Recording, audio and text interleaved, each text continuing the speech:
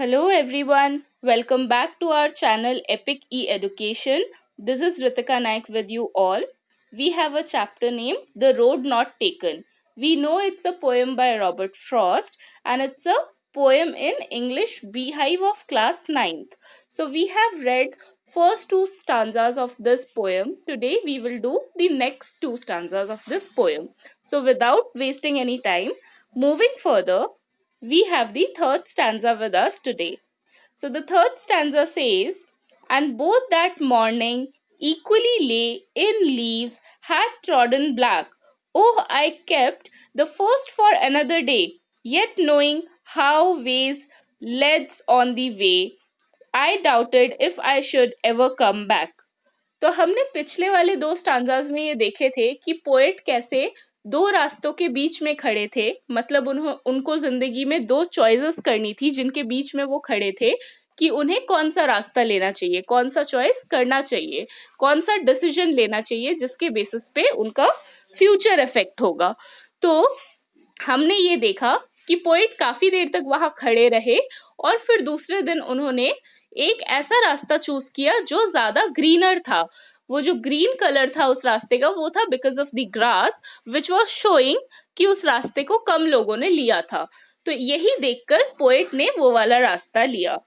अब उन्होंने जो थर्ड स्टांजा है उसमें बोला है कि मैं उन दोनों रास्तों को देखने के बाद मुझे ये समझ आया कि ये दोनों ऑलमोस्ट सिमिलर हैं और इन दोनों पे ही लीव्स पड़ी हुई थी। लीव्स क्यों पड़ी हुई थी? क्योंकि ऑटम था तो उन पे लीव्स झड़ के पड़ रही थी और स्टिल उनमें से एक रास्ता क्या था? ग्रीन कलर का था। क्यों? क्योंकि उस पे कम लोग चले थे। तो उन्होंने डिसाइड किया कि ठीक है, मैं ये वाला रास्ता ले लेता हूँ आज, और मैं कल क्या करूंगा, कल मैं दूसरे रास्ते पे चलूंगा। लेकिन ये कहीं ना कहीं पोएट भी जानते थे कि once I will take one road it's impossible for me to come back and again choosing the second road. इससे क्या समझ आता है? इससे हमें ये समझ आता है कि पोएट हमें ये बताना चाह रहे हैं कि जिंदगी का जो डिसीजन हमने एक बार ले लिया वो हम दोबारा चेंज नहीं कर सकते। ऐसा नहीं हो सकता कि आज हमने एक डिसीजन लिया उस पर हम कुछ दिन अमल करें और उसके बाद हम वापस आके ये सोचे कि नहीं, हमें दूसरे दिन कोई और डिसीजन लेना है, वो डिसीजन अच्छा नहीं था तो हम अब अपना डिसीजन चेंज करना चाहते हैं। तो जिंदगी हमें ऐसे मौके बहुत कम देती है जहाँ पे हमारे पास ऐसा कोई ऑप्शन हो कि हम अपना डिसीजन चेंज कर सके। तो पोएट ये चीज कहीं ना कहीं अपने अंदर जानते थे कि he could not change the choice he had made today. तो वो इस स्टैंजा में हमें ये बताना चाहते हैं कि similarly in our life once we choose an option we must keep on moving ahead with that option and we never get a chance to come back and take the other option that we had left earlier। तो यहाँ पे poet ये बोलना चाह रहे हैं कि हम जिंदगी में जो रास्ता, जो ऑप्शन अपने लिए चूज कर लेते हैं, अब हमें आगे के लाइफ में उसी ऑप्शन के साथ मूव करना पड़ेगा, क्योंकि जिंदगी हमें ये चांस दोबारा कभी नहीं देगी कि हम वापस आए और उस ऑप्शन को चेंज करके कोई और ऑप्शन अपने लिए चूज करें। तो this is the words, this is the explanation of the third stanza. Moving on to the last and the fourth stanza, that is, I shall be telling this with a sigh, somewhere ages and ages hence, two roads diverged in a wood, and I took the one less traveled by, and that had made all the differences। तो यहाँ पर poet जो चीज बोलना चाहते थे, इसका value, इसका वेट, इसका वजन बहुत ज्यादा है। पूरे पोएम का जो कॉन्सेप्ट है, जो निचोड़ है, वो इसी लास्ट पैराग्राफ में छुपा हुआ है। तो इन्होंने यहाँ पर क्या बोला है? इन्होंने यहाँ पे बोला है कि कल को, मतलब इन माय फ्यूचर, मैं एक साय के साथ, मतलब एक आराम से, तकल्लुफ के साथ अपने किसी इंसान को या फिर सामने वाले इंसान को अपनी कहानी सुना पाऊंगा।